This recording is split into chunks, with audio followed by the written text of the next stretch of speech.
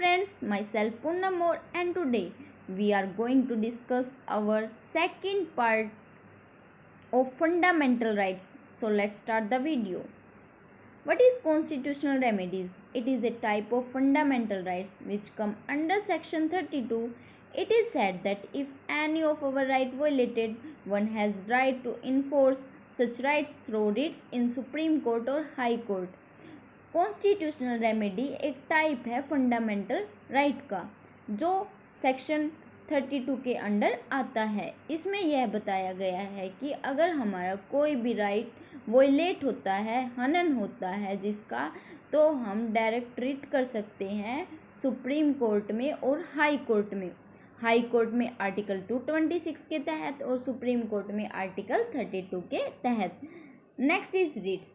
There are 5 type of writs. First is habeas corpus, second is mandamus, third is quo warranto, next is prohibition, and last is certiorari. First is habeas corpus. Habeas corpus means you may have the body. A person who has arrested can move court for issuing the writ, that is habeas corpus.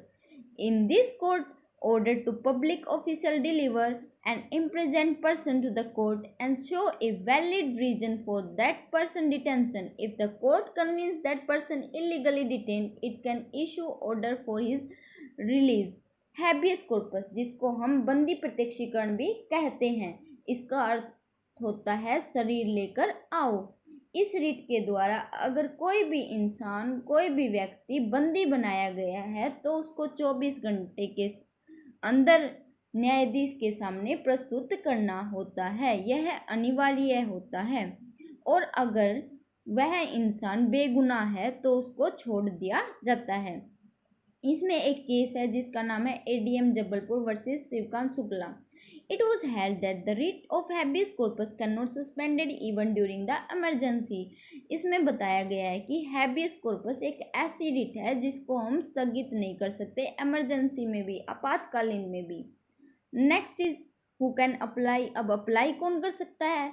That person who is illegally detain but in some cases applied by any person on behalf of prisoner. It may be his or her relatives, friends, partner, etc. आमतौर पर वही व्यक्ति इसको apply करता है जो बंदी बनाया गया है, परंतु कुछ केसेस ऐसे भी हैं जिसमें उसके रिलेटिव, रिश्तेदार, फ्रेंड्स, मित्र, पार्टनर भी कर सकते हैं। Second is writ of mandamus. Mandamus, it is a Latin word which means to command. Basically, it is an order from the Supreme Court and High Court to the lower courts, tribunals, public authorities to perform public or statutory duties. Mandamus, जिसका अर्थ होता है परम आदेश। हम आज्ञा देते हैं, अर्थात यह किसी व्यक्ति या निकाय को उस स्थिति में कर्तव्य पालन का आदेश देता है यदि इन निकायों ने ऐसा कार्य करने से मना कर दिया हो, जैसे सुप्रीम कोर्ट हाई कोर्ट को दे सकता है। और इसमें एक आर्टिकल है 361, उसमें ये रिट अप्लाई नहीं होगी प्रेसिडेंट को और अपने गवर्नर को। केस है इसमें Baroda Kanta versus state of West Bengal. In this case a writ of mandamus does not lie against a private individual or any private organization because they are interested with a public duty. इसमें यह बताया गया है कि जो ये रिट है ये अप्लाई नहीं होगी किसके ऊपर? प्राइवेट इंडिविजुअल, अधिकारी और या किसी ऑर्गेनाइजेशन पर। ये सिर्फ गवर्नमेंट अधिकारी या ऑर्गेनाइजेशन पर ही लागू होगी। नेक्स्ट इज को वारंटो। को warranto means on what authority one is holding the public office. The writs call upon holder of a public office to show the court under what authority he is holding that office. It's viewed to restrain a person from acting in public capacity which he is not entitled to. को warranto को हम अधिकार परीक्षा कहते हैं। इस writ के अंतर्गत न्यायालय किसी लोक अधिकारी से प्रश्न कर सकता है कि वह किस अधिकार से उस पद को संभाल रहा है और अधिकारों का प्रयोग कर रहा है। फॉर एग्जाम्पल, उदाहरण के तौर पर हम कह सकते हैं कि a person is 62 years old has been appointed to fill a public office where age the retirement age is 60. Now the high court has the right to issue a writ of quo warranto against the person and declare the office vacant.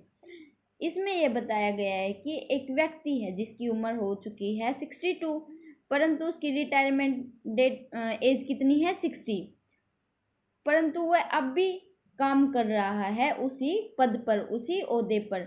अब high court एक writ issue कर सकती है उसके खिलाफ.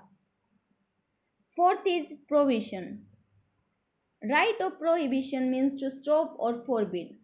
It is also known as stay order. It is issued by Supreme Court to the lower court or tribunal authority forbidding it to perform an act outside its jurisdiction after the issue of writ proceeding in lower court come to stop. मतलब प्रतिषेध, मनाही. इस writ के द्वारा अगर कोई न्यायालय अपने अधिकार से बाहर जाकर कार्य करता है तो उसे उच्च न्यायालय मना कर सकता है और वह मामला आगे की कोर्ट में या अपने पास भेज सकता है और किसी भी न्यायालय को उसके अधिकार से बाहर जाकर कार्य करने से रोकती है. Next and last is writ of certiorari. It is also called cert in common law jurisdiction. A writ issued by Supreme Court for the re-examination of an action of a lower court. It is also issued by appellant court to obtain information on a case pending before it. इसका मतलब होता है उत्प्रेक्षण. इस writ के द्वारा सर्वोच्च न्यायालय जो होता है अपना, वो किसी भी न्यायालय द्वारा दिए गए निर्णय की जांच पड़ताल कर सकता है. और इसमें हमारा एक केस भी बताया गया है जिसका नाम है Madan Gopal versus Union of India. Apply both for prohibition and certiorari prohibition to prevent the court to proceed further with the case and certiorari for quashing what has already decided. Madan Gopal versus Union of India में बताया गया है कि इसमें दो तरह की writ apply होती है, प्रतिषेध और सर्स्योरारी, जिसका मतलब होता है उत्प्रेक्षण. इसमें सर्वोच्च न्यायालय मतलब उच्च न्यायालय को ये हक होता है कि वह किसी भी न्यायालय द्वारा दिए गए निर्णय की जांच कर सकती है और उस निर्णय को रद्द भी कर सकती है. आई होप आप सबको ये वीडियो पसंद आई होगी और अगर आई है तो प्लीज़ शेयर सब्सक्राइब ज़रूर करें. Thank you so much.